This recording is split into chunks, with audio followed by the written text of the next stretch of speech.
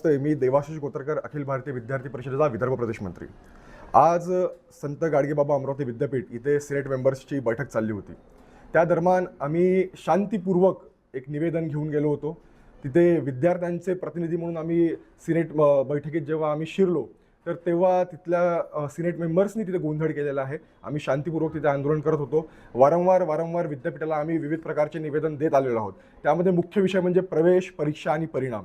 काही विषय असे होते की ज्यामध्ये जर का BAचा मराठीचा जर का सेकंड इयरचा 4th सेमेस्टरचा सिलेबस बघितला तर त्यात ते 50 दिवस नावाची कादंबरी आहे, ज्यात भारताचे जे माननीय पंतप्रधान आहेत आणि हिंदू धर्म संस्कृती इतिहास याबद्दल आक्षेपार्ह त्यांनी त्यात बोललेले आहेत। तर तो सिलेबस विद्यार्थ्यांना शिकवला जातो। तर त्या विषयात एक निवेदन दिलेलं होतं।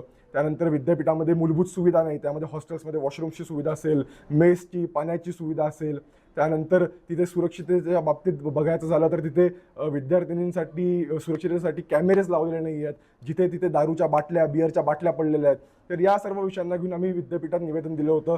जी फी वाढलेली आहे, रिचेकिंगची फी पहिले 200 रुपये होती, आम्ही निवेदन दिलं होतं की ती अजून कमी करा, परंतु असं लक्षात आलं की त्यांनी अजून 100 रुपये वाढवून ती 300 रुपये केलेली आहे। आणि जर का तफावत एवढी दिसून येते मूळ रिझल्टमध्ये आणि त्यानंतर परत जेव्हा आपण रिझल्ट हे करायला लागतो विद्यापीठाला परत रिचेकिंग करायला देतो तर त्यामध्ये फार तफावत दिसून येते।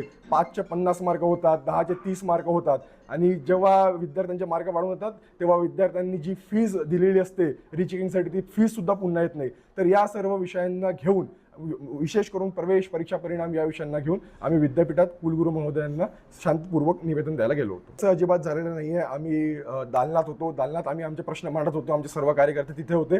खाली कुठेतरी गोंधळ सुरू होता जो वारंवार आमच्या कानावर येत होता, त्याचा आणि आमचा काही संबंध नाही। आम्ही आमोरासमोर आलो सुद्धा नाही, असं काहीच झालेलं नाही आहे। उलट जेव्हा आम्ही कुलगुरू महोदयांसोबत बोलत होतो, चर्चा करत होतो, तिथे कुलसचिवांसोबत चर्चा करत होतो, तेव्हा तिथलेच काही सिनेट मेंबर्स जे काही पक्षाचे सुद्धा प्रतिनिधित्व करतात ते वारंवार आम्हाला ओढत होते, आमचे हात पकडत होते। आमच्या विद्यार्थी कार्यकर्त्यांचा एका सिनेट मेंबरने कुर्ता सुद्धा पाडला, बोलताना तोंडातून खर्रा त्या ताईंच्या अंगावर पडत होता, त्या ताईंना त्यांनी हात धरून ओढलं। एक अपंग कार्यकर्ते आमच्यासोबत होते, त्या अपंग कार्यकर्त्यांना सुद्धा त्यांनी ढकलाढकल केली।